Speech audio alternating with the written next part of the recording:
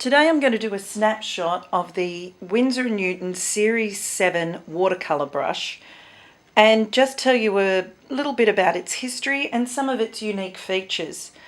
It definitely is the brush, if I had no other brush to travel with, then this is the brush that I would take with me. It can do all of the jobs that I need it to do.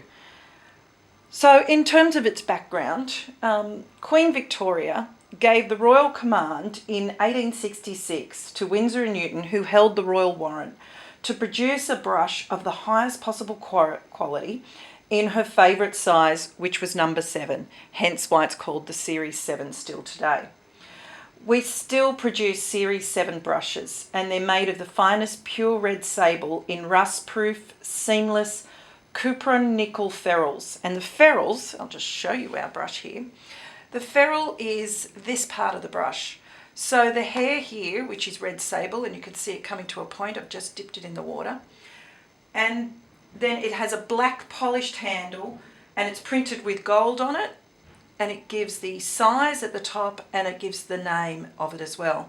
These come in a box where you would be also given the name of the person who has made this particular brush. This is a very select group of highly skilled craftspeople that are able to make these brushes still today. But I want to show you what's really quite unique.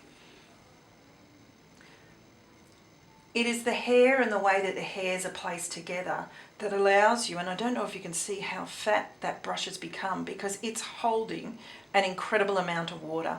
And that's what is really quite specific about the quality of the hairs and the way in which they've been put together. And I'm just going to lay that colour down here, or the water down here, and you're going to see this beautiful colour, which is perylene violet.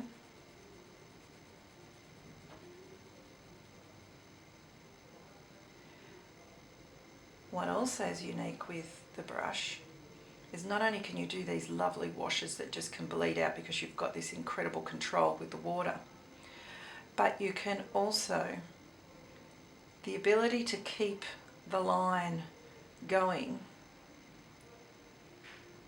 I just lifted off the page then. But it holds the pigment and the water so evenly, and the point can be maintained. You can see how fine those little dots are. Well, when I'm pressing finely, that is. So I can get very thin lines, but if I wish to, I can also produce very thick and very robust areas of colour too. So it's its versatility that makes it such a magical brush. And when I say magical, there's many an artist who's described this as the brush that holds the magic within it. And I never believed it was true until I had to travel with one myself, and I realised that somehow, whenever you're working with this brush, magic seems to come from it, and all the pictures that I seem to make with it just have some sort of different quality or relationship with the paper. Of course, this is a beautiful colour, but as you can see from me just playing around with this now, there's a really lovely movement with this. And I have to tell you, the brush that I've actually got in my hands, with all complete honesty here, is nearly 10 years old. Which takes me to another feature, and that is that if you spend good money, and I don't make any excuses for the high cost of these quality brushes, but you need to treat them with care and respect.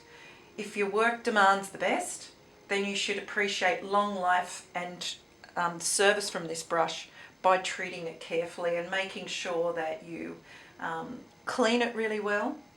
And this is kind of what I call a long-term economy. You spend a little bit more at the end, in the beginning, and in the end you're going to get great results, but you're going to have a brush for a very long time. And this is the brush that I would only ever need to invest in and get rid of the drawer full of cheap imitations. I hope that's a little bit of a snapshot for you. And we can talk a little bit later about snap and spring in brushes as well.